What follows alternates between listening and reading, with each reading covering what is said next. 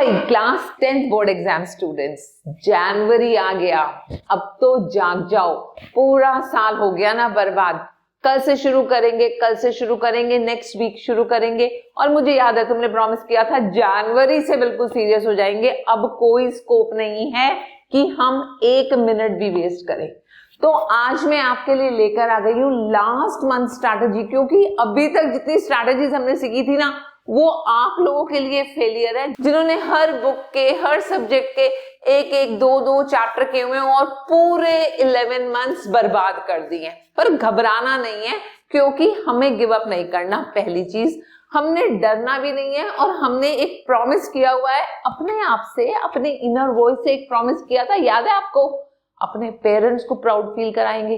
तो उस प्रॉमिस को पूरा कराने के लिए मैं आपके लिए कुछ स्ट्रैटेजीज लेकर आई हूँ, क्योंकि पुरानी स्ट्रैटेजीज आपके लिए फेल है।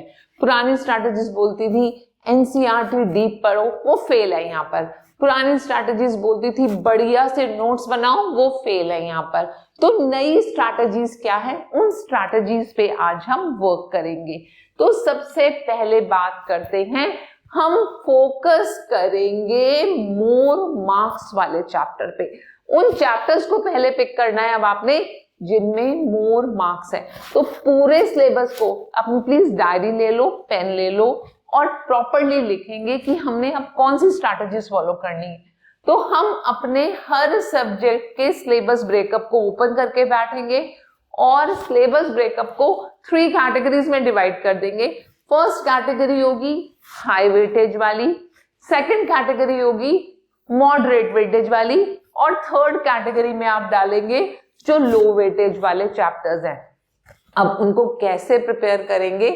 हम हाई वेटेज वाले चैप्टर्स की डीप स्टडी करेंगे। और डीप स्टडी का मतलब ये नहीं है कि पूरे चैप्टर की थॉरो स्टडी करेंगे। हम जो भी उसके आपकी बुक के हाईलाइटेड पार्ट है एनसीईआरटी के, उन हाईलाइटेड पार्ट की स्टडी करेंगे, इंडेक्स क्वेश्चन करेंगे और जो भी सॉल्व्ड एग्जांपल्स दिए हुए उनको करेंगे, राइट।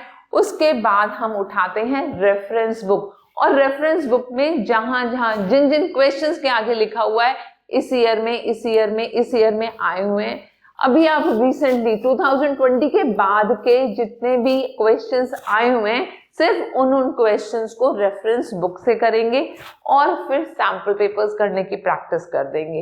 एंड अब इन सैंपल पेपर्स और पीवाईक्यू से सिर्फ डीप स्टडी पहले करेंगे हाई वेटेज वाले क्वेश्चंस की, क्योंकि आपने अब प्लानिंग करनी है कि अगर मेरा हाई वेटेज वाला पेपर अटेम्प्ट हो जाएगा तो मैं अपने को सेफर जोन में लेकर आ जाऊंगा। दैट मीन्स यहाँ पर आपने अपने 90% एफर्ट्स को लगा देना है। फिर आते हैं हाई वेटेज से थोड़ा कम वेटेज वाले चैप्टर्स पर, जिन्हें हम बोलते हैं मॉडरेट वेटेज वाले। यहाँ पर डीप स्टडी की जरूरत नहीं है, बट यस थोड़ी थोड़ी थ्योरी पढ़ेंगे इसमें से, एंड इन थ्योरी के ऊपर बेस्ड जो भी न्यूमेरिकल्स हैं उनको कर लेंगे एंड वन शॉट कर लेंगे। वन शॉट के साथ साथ आप माइंड मैप इन सबके करते जाएंगे, जो बहुत बार आपके ऑब्जेक्टिव क्वेश्चंस को, कॉम्पिटेंसी बेस्ड क्वेश्चंस को करने में हेल्प करता है। क्योंकि माइंड मैप आपके माइंड में इस तरह से बैठ जाता है, आप उसको ड्रॉ कर करके भी अपना रिवीजन कर सकते हैं। And then we come to PYQ and sample papers. इन वाले चैप्टर्स की बात कर रही हूं मैं इस बार, जो मॉडरेट वाले चैप्टर्स हैं। फिर हम स्ट्रैटेजी बनाते हैं लो वेटेज वाले। तो लो वेटेज वाले जो चैप्टर्स हैं उनको ज्यादा इंपॉर्टेंस नहीं देनी, बट उनको छोड़ना भी नहीं है।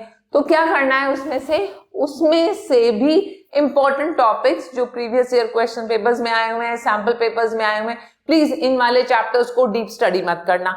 इन चैप्टर्स के वन शॉट पढ़ने की भी जरूरत नहीं है। इन चैप्टर्स के सिर्फ माइंड मैप्स को देखो और पीवाईक्यू और सैंपल पेपर्स को देख लो, इतना ही करना इसके लिए काफी होगा। तो इन स्ट्रैटेजीज को फॉलो करोगे तो रेस में भाग भी लोगे, टॉपर भी बन जाओगे, अच्छे मार्क्स भी ले आओगे और मम्मी पापा के लिप्स पे स्माइल्स भी ले आओगे।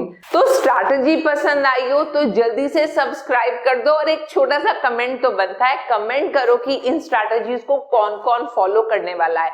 Show me your thumbs up and write down yes, क्योंकि मैं भी चाहती हूँ कि आपके और आपके पेरेंट्स के चेहरे पर स्माइल आए।